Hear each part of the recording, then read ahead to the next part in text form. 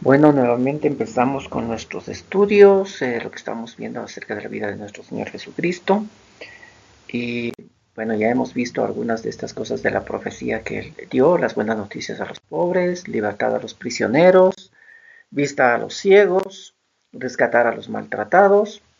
Y ahora nos toca ver algo que nos va a llevar un poco de tiempo porque este es uno de los puntos, pienso yo, cruciales y primordiales de todo esto. Y según la traducción del lenguaje actual dice que este versículo o este punto que el Señor Jesús dijo que Él se va a cumplir en Él o que se cumplió en Él en el tiempo en el cual Él estuvo aquí en la tierra, dice este es el tiempo que Dios eligió para darnos salvación.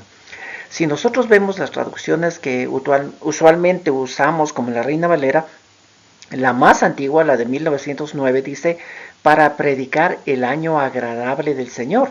Y ahí podemos entender que predicar es anunciar el año, que es el tiempo que Dios estimó, agradable. Ahora, esta palabra agradable que se utiliza en la Reina Valera también pudo ser traducida o puede ser entendida como aprobado o como propicio. Entonces, mire, es el tiempo aprobado o el tiempo propicio para anunciar del Señor, es lo que está diciendo la Reina Valera. Pero yo me quedo con esta del lenguaje actual, porque en esta dice que es el tiempo que Dios eligió para darnos salvación. Y juntamente con el apóstol Pablo, cuando él habla a los Gálatas, vamos a corroborar que ese es el tiempo. Porque el apóstol Pablo a los Gálatas les dice, pero cuando llegó el día señalado por Dios, anunciando de la venida del Mesías. Así que vamos a ver eso, el tiempo que Dios eligió para darnos salvación. Y para poder hacerlo eso vamos a tener que irnos a las genealogías y de ahí vamos a empezar la cosa para ver cómo es el asunto del tiempo. En Mateo 1:17 el evangelista nos va a anunciar esto de las generaciones y de los tiempos que Dios estimó. Ahora fíjense que él empieza contándonos desde Abraham, no antes de él, sino desde Abraham. Y dice que desde Abraham hasta David hubo 14 generaciones, desde David hasta que los judíos fueron llevados prisioneros a Babilonia también hubo 14 generaciones y otras 14 desde ese momento hasta el nacimiento del Mesías. Así que aquí en este pasaje de Mateo vamos a ver como tres divisiones, ¿no? Una de Abraham hasta David, de David hasta la cautividad y la cautividad hasta Jesús. Cuando más o menos nos ponemos a analizar esto, vamos a ver que desde Abraham a David hay como una línea horizontal en la historia, porque no va a haber cosas tan fuertes. Únicamente vamos a ver algo como fuerte, digámoslo así, en el momento en el cual el pueblo de Israel es prisionero, cautivo o esclavizado por por los egipcios. Pero luego de eso, la historia es como siempre viendo las cosas de Dios, siempre honrando a Dios, siempre teniendo presente a Dios, ¿no? Ese es el punto. Pero cuando ya empezamos a ver la historia del pueblo de Israel en el lugar en el cual Dios les puso, desde David hasta la cautividad, vemos cómo el asunto va decreciendo. Ya no es buscando a Dios, y ya no es como una historia lineal con haciendo la paz con Dios y teniendo buena relación con Él, sino que ahorita va como en decadencia ese pueblo. Y es por eso que también son llevados a la cautividad, porque va en decadencia. Y cuando el pueblo hace estas cosas, el Señor Dios les deja a su merced y los reinos que están alrededor de ellos pues los llevan cautivos, los hacen prisioneros y esclavos. Y luego dice que desde la cautividad hasta Jesús. Y ahí nos da la impresión, porque vemos el mismo hecho que anuncia Jesús, nos da la impresión de que desde esa cautividad el asunto va a ir como para arriba, porque es el mismo Hijo de Dios el que va a estar aquí en la tierra, entonces creemos que el asunto va para arriba. Pero luego vamos a ver la historia que no es así, por lo menos materialmente no lo vamos a ver desde ese punto de vista, pero en todo caso vamos a meternos en esta historia que va a ser genial. Así que vamos a donde empezó, y empezó en el Génesis.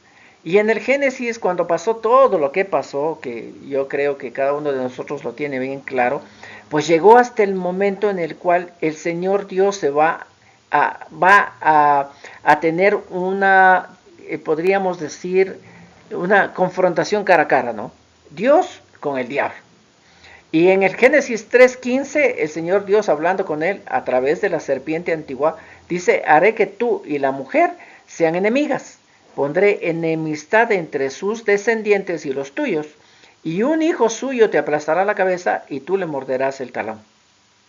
un hijo de la mujer va a aplastar la cabeza.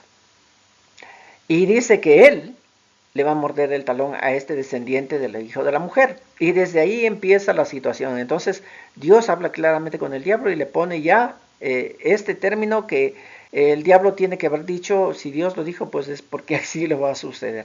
Y si él dice que una descendencia de la mujer me va a aplastar la cabeza, pues vamos a estar con mucho cuidado. Y ahí empieza la historia. Entonces, miren, sucede todo esto, son echados del Edén y empiezan a vivir en la tierra. Y en Génesis 4.1 dice, el hombre tuvo relaciones sexuales con su mujer Eva y ella quedó embarazada y tuvo un hijo, lo llamaron Caín, porque dijo, gracias a Dios he tenido un varoncito. Y cuando de pronto esta mujer que tiene la promesa de Dios en sí, llega a tener un hijo, yo me supongo que el diablo empezó a pensar, wow, este es el que Dios me dijo que de la descendencia de la mujer va a venir alguien, va a aplastar la cabeza y ya llegó. Entonces me supongo que pensaron, no sé si solamente el diablo, sino también Adán y Eva, dijeron, pues esta es la descendencia que va a aplastar la cabeza al diablo. Pero sin embargo pasó el tiempo y dice en Génesis 4.2, después volvió a tener otro hijo que se llamó Abel. Caín se dedicó a cultivar la tierra, mientras que Abel fue pastor de las ovejas. En Génesis 4.3 dice, pasó el tiempo, y pasó el tiempo es que los chicos empezaron a crecer, ¿no? En edad, ya no son niños, ya no son bebés, ya no son jovencitos, ya empezaron a crecer en edad. Dice que cuando pasó el tiempo y un día Caín le presentó a Dios una ofrenda de los frutos que cultivaba. Ahora Caín empieza a cultivar la tierra y Abel tiene el cuidado de las ovejitas o la ganadería, podríamos decirlo así. Y son las únicas dos cosas que se hacen en el mundo.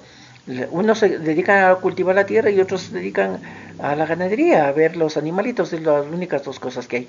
Pero fíjese que aquí llama la atención, porque aquí en el versículo 3 de Génesis 4 dice que a Caín le nació en su corazón.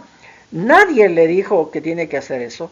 No había ninguna ley de parte de Dios para que lo hicieran, que presenten ofrendas o que presenten sacrificios ante el Señor Dios. No hay nada de eso establecido. Pero sin embargo en el corazón de la gente hay aquello como una acción de gracias. Y de pronto en el corazón de Caín nace eso. Yo quiero presentar una ofrenda de lo que yo estoy haciendo en la tierra y dar gracias a Dios de lo que Él permite que produzca la tierra. Entonces Él va a lo que Él hace, a los cultivos que Él tiene, a los frutos o lo que sea que Él haya tenido y coge de ahí algo para presentar una ofrenda al Señor Dios. Pero sin embargo su hermano va a hacer lo mismo. Y yo pienso que su hermano miró que Caín está haciendo eso y él dijo, y yo también quiero hacerlo. Entonces en el versículo 4 dice, por su parte Abel escogió las primeras crías más gordas de sus ovejas y se las llevó a Dios como ofrenda. Ahora, he aquí la diferencia. ¿Por qué? Porque Caín trabaja. Y del fruto de su trabajo, del cultivo, él coge algo para presentarle a Dios. Entonces me supongo que él dijo, este es todo el cultivo que yo tengo, voy a escoger algo y se lo voy a presentar a Dios. Y punto. Es solamente como coger algo y darle gracias y aquí te lo ofrezco. Pero en el corazón de Abel hubo otra cosa. En el corazón de Abel no fue a sus rebaños y dijo voy a presentarle cualquier ovejita, cualquier vaquita, cualquiera de estas cosas como ofrenda a Dios, sino que ya hubo algo en el corazón de él que dijo voy a escoger lo mejor de lo que yo tengo para ofrecerle a Dios. Y ahí está la diferencia. Entonces cada uno le nace en su corazón presentar una ofrenda a Dios, pero en Abel le nace en su corazón no solo presentarla, sino escoger lo mejor para presentarlo a Dios. Y si continuamos leyendo en este versículo, dice, Dios recibió con mucho agrado la ofrenda de Abel, pero no recibió con el mismo gusto la ofrenda de Caín. Esto le molestó mucho a Caín y en su cara se le veía lo enojado que estaba. Y están presentando una ofrenda a Dios. Y de pronto cuando, no sé, perdón, ¿qué vieron que determinó que el Señor le agradó mucho más la ofrenda de Abel que Caín? Debió haber pasado alguna cosa para que Caín se dé cuenta de que el Señor Dios dijo, le gusta más la ofrenda de Abel que la mía. Algo debió haber sucedido, pero en todo caso cuando se dio cuenta de aquello dice que su semblante cambió, su carita cambió. Y en su carita se veía el enojo que él tenía. Y me supongo, son suposiciones, no está en la Biblia, pero me supongo que en el corazón de Caín dice, yo con todo mi corazón quise presentarte una ofrenda y de pronto veo que no te agrada lo que te voy a presentar con todo mi corazón, te agrada lo del otro. Y se enojó muchísimo en cuanto a esto. Entonces, versículo 8 del Génesis 4 dice, un día Caín invitó a su hermano, cuando llegaron al campo, Caín golpeó a su hermano y lo mató. Y ahí empezó la cosa. Y miren, aquello que había empezado cuando Caín nació y que de pronto el diablo pensó que este era el cumplimiento de aquella cosa que dijo Dios, que un descendiente de la mujer me aplastaría la cabeza, y que de pronto desde ahí empezó a tener como cuidado con este Caín, y ahora ya no resulta un problema para el diablo, más bien ahora tiene un aliado el diablo, porque Caín acaba de hacer esto y el corazón de Caín se va a apartar de nuestro Dios, porque cuando hace estas cosas simplemente nos apartamos de nuestro Dios. Y si nos apartamos de nuestro Dios, pues ¿a favor de quién vamos a estar? Pues del diablo. Entonces ahora ya no tiene alguien que va a ser contra, sino alguien que va a ser una ayuda para el diablo mismo. Génesis 4:25 dice, Adán volvió a tener relaciones sexuales con su esposa y ella tuvo un hijo, al cual le puso por nombre Set, pues dijo, Dios me concedió otro hijo en lugar de Abel, a quien mató Caín. Y todo lo que está aconteciendo, simplemente han pasado desde la creación del mundo 130 años. ¿Por qué? Porque la escritura dice que cuando Adán tuvo 130 años, le nació su tercer hijo que se llamó Set. Entonces habían pasado 130 años y ya sucedió todo esto de que fueron echados del Edén, que nació Caín, que le mató a su hermano, o sea, todo este montón de cosas en 130 años nada más. Pero vamos a ver y cómo sigue la historia, porque Dios tiene un plan. Porque es el tiempo señalado, como dice el libro de Lucas y el libro de Isaías, es el tiempo señalado por Dios. Dios escogió ese tiempo para traernos la salvación. Génesis 4:16 dice, así fue como Caín se apartó de la presencia de Dios y se fue a vivir al país de los vagabundos, al este del Edén. Y ahí empieza la genealogía. La Biblia nos va a dar genealogías. Una de las genealogías no va a tener edades, pero la otra va a tener edades. Y con la que empezamos la genealogía en la Biblia, empezamos con la genealogía de Caín. Esa es la primera. Es como cuando vamos a las noticias. No te traen las buenas noticias en la primera página. Te traen las malas noticias en la primera página. Y ahí está. Entonces, la Biblia nos va a empezar a relatar que desde Adán empezó las genealogías, empezó las descendencias, pero va a haber una pequeña división. La descendencia de Caín va a tener Caín, Enoc, Irad y todos los demás. Pero hay características aquí que nos van a dar como para concluir que una descendencia va a estar sin Dios y la otra descendencia va a estar con Dios. Ahora, no hay que dejar a un lado también lo que dice el versículo 16, que Caín se apartó de la presencia de Dios. Él se apartó. Desde ahí empecemos el asunto y de ahí va como en decadencia la cosa. Otro de los puntos claves es porque en su descendencia va a llegar un señor que se llama Lamec. Ahora, esto también de los nombres depende de las traducciones que usted tenga. En la Reina Valera va a estar otra traducción, en la del lenguaje actual tenemos otra traducción. Y como estamos usando la del lenguaje actual, este señor se va a llamar Lamec. Él va a tener dos esposas. Antes de él nadie tenía más de una. Pero él se revela y dice, pues como así solamente una, pues yo voy a tener dos. Y de él van a nacerle hijos de sus dos esposas. Y cada uno de estos muchachos va a ser algo extraordinario en ese tiempo, que yo podría decir que va a cambiar el desarrollo del mundo en ese tiempo, porque todo el mundo se está dedicando al cultivo de la tierra y a la ganadería, es la única cosa que van a poder hacer. Pero los hijos de Lamec, que ahora tiene dos esposas, el uno se va a llamar Jabal, que él va a tener como emprendimiento, podríamos decirlo así, la construcción de carpas. Porque me supongo que las personas en ese tiempo vivían al aire libre o tapados con ramitas o se iban a cuevas y cosas así. Pero en todo caso a Jabal se le prende el foquito y dice, ¿por qué no hacemos carpas? Y con carpas podemos estar en cualquier lugar. Jubal, que es otro de los hijos, a él vuelta se le ocurre, ¿por qué no hacemos la vida más sabrosa?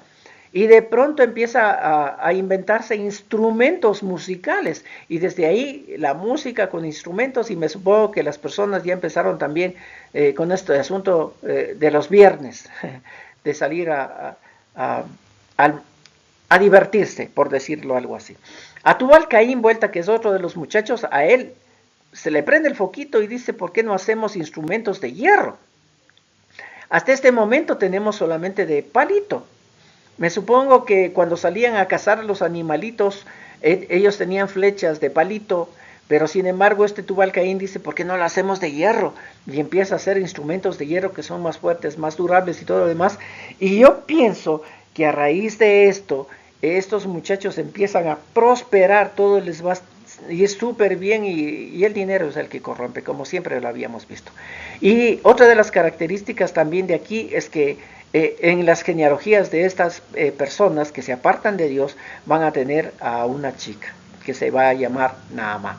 Entonces, esta es la descendencia que primero nos da la Biblia, pero que para mi forma de pensar son la descendencia que se aparta de Dios. ¿Por qué? Porque Caín se apartó de Dios, en su descendencia Lamec tiene 2 esposas, y sobre todas las cosas, lo que Lamec va a decir en Génesis 4, 23 y 24. Miren, dice, un día Lamec les dijo a sus 2 esposas, Ada y Sila, esposas mías, escúchenme, préstenme atención, si alguien me hiere o me hace algún daño, sea niño o sea hombre, lo mataré.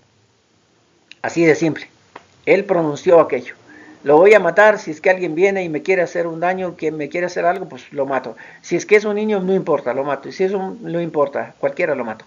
Dice, si el que hiere a Caín será castigado 7 veces, el que me hiera a mí será castigado 70 veces 7. O sea, así empezó el asunto desde el lado de Caín. Ahora, en la otra parte del Génesis 5 nos va a dar la otra genealogía, que para mi forma de pensar son aquellos que van a estar al lado de Dios, caminando con Dios todavía. ¿Por qué? Porque se da Set como aquel que vino a reemplazar a Abel, pero sin embargo luego de Set, el hijo de Set o el nieto de Adán, que es Enos, la Biblia dice que desde cuando él nació, se empezó a invocar el nombre de Jehová. Se empezó a invocar el nombre de Dios. Entonces, esta genealogía que todavía sigue con el lineamiento de honrar a Dios, ellos empiezan a invocarlo, es decir, empiezan a orar, empiezan a ofrendar o empiezan a alabar y todo aquello que puede exaltar el nombre de Dios, como dice la Escritura también. Y otra de los puntos claves también en cuanto a esto es que en la genealogía que vamos a continuar va a haber un señor que se va a llamar Enoc. Y la palabra de Dios dice que Enoc anduvo con Dios y que Dios se lo llevó. Desapareció. Toda la gente empezó a buscarle, pero Enoc nunca apareció. Ya no hubo, desapareció. Y como la Escritura lo dice, él caminó con Dios y Dios se lo llevó. Y luego vamos a llegar hasta Noé. Y en Noé se terminará toda la creación. Y ahí será el punto final de todas las cosas. Hasta ahí llegará. Entonces vemos las 2 genealogías. Y todo esto antes de que Dios haya determinado un juicio contra la tierra. Y ya vemos que sobresalen muchos, Lamec en el lado de Caín y en el lado de Set, Enoc o Enos, Enoc, Matusalén y Noé. Son aquellos que van a sobresalir en este otro lado. Ahora fíjense, todo va viento en popa. No hay maldad tremenda todavía ahí. Cada quien hace su vida, cada quien por su lado, los unos se apartan de Dios, empiezan a prosperar, tienen muchas riquezas, los otros del lado de Dios no dice que hayan hecho ninguna otra cosa, sino solamente dedicarse a la agricultura o a la ganadería, pero sin embargo ellos empiezan a invocar el nombre de Dios, a caminar con Dios, a obedecerle a Dios. Sin embargo llega Génesis 1 y dice, los hombres y las mujeres se fueron haciendo cada vez más numerosos sobre la tierra y tuvieron hijos. Cuando los hijos de Dios vieron que las mujeres de este mundo eran muy bonitas, eligieron a las más hermosas y se casaron con ellas. Ahora, aquí hay un montón de teorías. Aún existen teorías en cuanto a los ángeles caídos. Y dicen que los ángeles fueron los que se llegaron a las mujeres y lero. Yo no creo aquello. Es mi punto de vista. Por muchas de las cosas que vamos a ver que van a suceder, yo creo que no eran ángeles. Entonces, mire, aquí yo pienso que los hijos de Dios son aquellos que empezaron a invocar a Dios y empezaron a adorar a Dios y empezaron a caminar con Dios. Como hemos visto la genealogía de Set. Y los hijos del mundo son aquellos de Caín y que ya, como digo, empezaron aún inclusive emprendimientos y a ser famosos y todo lo demás, porque eso es lo que el mundo da. Entonces dice que los hijos de Dios, o sea, los descendientes de ellos, empezaron a ver al otro lado y Imagínense a ver que pasaban súper bien porque tenían música con instrumentos súper lindo, vivían súper bien también porque tenían carpitas y todo lo demás y toda la tecnología que en ese lado había era muy llamativa. Entonces me supongo que los hijos de Dios vieron a las chicas del otro lado y dijeron, pues miren, tienen tecnología, están viviendo lindo, disfrutan de la vida y las chicas son lindas, ¿por qué no nos casamos con ellas? Y entonces empezaron a casarse con ellas. Y como el Señor Dios mismo va a decir después, que cuando uno se casa con alguien que está fuera del honrar a Dios, va a ser seducido por esa persona. Y eso es lo que va a suceder, porque como ellos se casan con las hijas de aquellas personas que están alejadas de Dios, las hijas van a influir muchísimo en los chicos que están en el lado de Dios y van a apartarse de Él. ¿Por qué digo esto? Por lo que dice Pedro también. Primera de Pedro 3:20 dice, eran los espíritus de los que desobedecieron a Dios en los tiempos de Noé. ¿De quién está hablando? De todos ellos, antes del diluvio. Y el Señor Jesús dice que ha bajado al centro de la tierra y se encuentra con estos espíritus, porque el Señor Jesús va a testificar a estos espíritus según Primera de Pedro 3. Entonces en 3:20 dice, estos eran los espíritus de los que desobedecieron a Dios en los tiempos de Noé. Dios esperó con paciencia a que se arrepintieran mientras Noé construía la barca, pero no lo hicieron. Solo unos pocos subieron a la barca y se salvaron del diluvio, pues el agua misma llevó a esas 8 personas al lugar seguro. Ahora fíjense, si nosotros nos ponemos a analizar la cuestión, si tenemos la genealogía de aquellos que eran hijos de Dios, que buscaban de Dios, entonces cuando llegó el diluvio no debían haber sido solo 8, debían haber sido un montón. Porque todas aquellas descendencias de parte de Set, dice que tuvieron al siguiente de su descendencia que muestra la Biblia, pero además de eso dice que tuvieron hijos e hijas, es decir, muchos más hijos, muchas más hijas. Si es que hubiese llegado el día del diluvio y toda esta genealogía de los que buscan a Dios con sus hijos, con sus hijas, con sus nietos y todo lo demás, debían haber sido muchos más los que entraron en el arca. Pero sin embargo dice que solamente llegaron a entrar al arca 8 personas. ¿Qué pasó con la descendencia de Set, con los nietos, los bisnietos, los hijos, las hijas que habla la Biblia? Pues simplemente lo que dijo Génesis 6. Se unieron a las hijas de los hombres y se corrompieron juntamente con todo aquello que creían, practicaban y vivían en las hijas de los hombres, pues llegaron a practicar, a vivir los hijos de Dios también, que son la descendencia de toda esta genealogía que la Biblia nos está dando.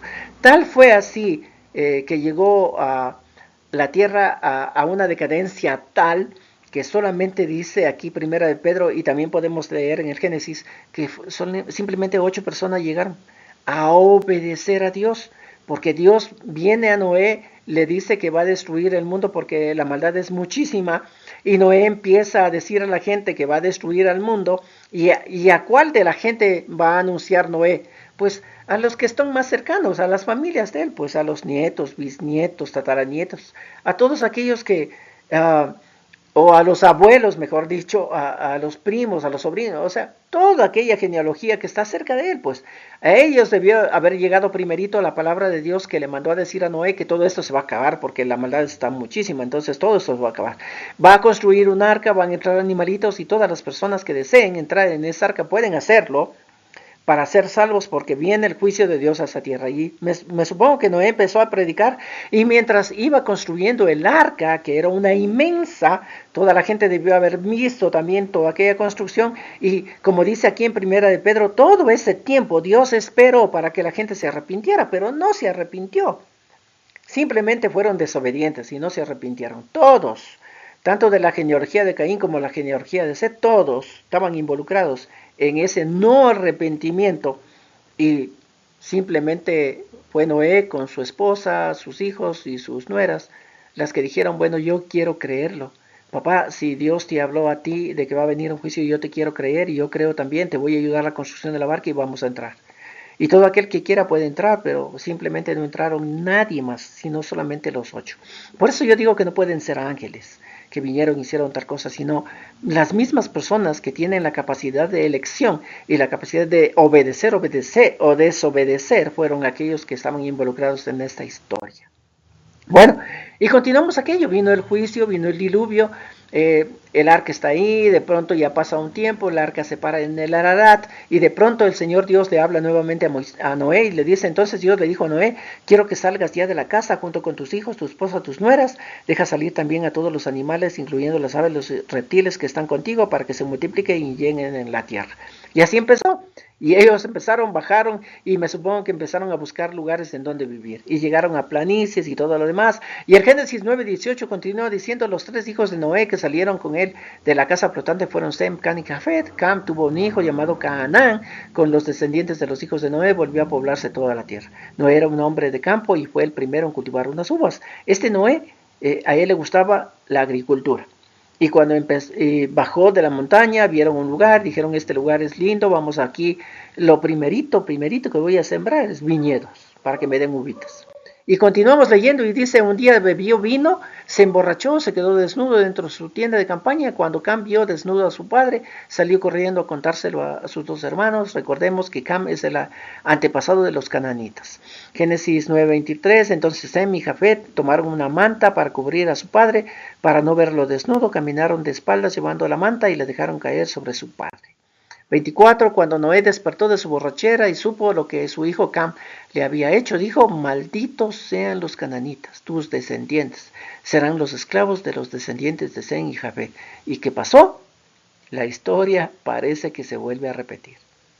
Como era antes del diluvio, unos se alejan de Dios, otros están con Dios, pero sin embargo todas las cosas del mundo las atrae, se alejan todos, se corrompen todos.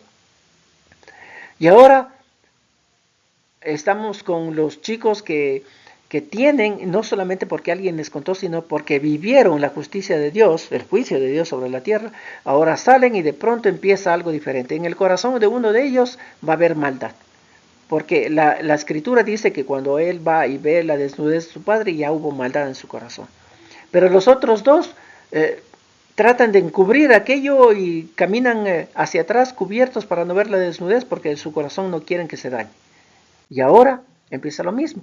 Ahora miren, ¿cuánto tiempo duró lo bueno luego del diluvio? Bueno, el Génesis 9:20 dice, Noé era un hombre de campo y fue el primero en cultivar uvas. Ahora, en buscar el lugar, en plantar el viñedo, en recoger las uvas y que las uvas ya sean vino, va a pasar un tiempo. En Génesis 21 dice, un día bebió vino, se emborrachó, se quedó desnudo dentro de su tienda de campaña. ¿Cuánto tiempo pasó en ello? Ahora tiene Noé, tiene a Cam, tiene a Sem, tiene a Jafet, va a pasar lo mismo. Noé se despierta, mira que todo esto pasó, lo maldice a Cam y a su descendencia, tal cual como fue con Caín su descendencia, los bendice a Sem y a Jafet, tal cual como fue Set también. ¿Y cuánto tiempo pasó en todo esto? Aproximadamente 7 años después del diluvio, porque ese es el tiempo que se demora en que aquello que sembró Noé, que fueron viñedos de uvas, que se recojan las uvas, que se haga juguito y que ese juguito se haga vino, se fermente y llegue a ser licor, porque él tomó ese vino y se emborrachó más o menos entre 7 y 10 años. 7 y 10 años. Ese fue el tiempo que duró, el que estaban súper bien, el que el juicio de Dios estaba en sus mentes, en sus conciencias, honraban a Dios y todo lo demás. Luego de esos entre 7 y 10 años que pasó, lo que pasó, ya hubo una persona que fue maldecida y otros muchachos que son bendecidos. Y la historia se repite. ¿Por qué el Señor Dios escogió ese tiempo para enviar a Jesucristo y dar salvación? Eso es lo que estamos viendo y esta historia va a continuar. Dios me los bendiga. Hasta la próxima oportunidad.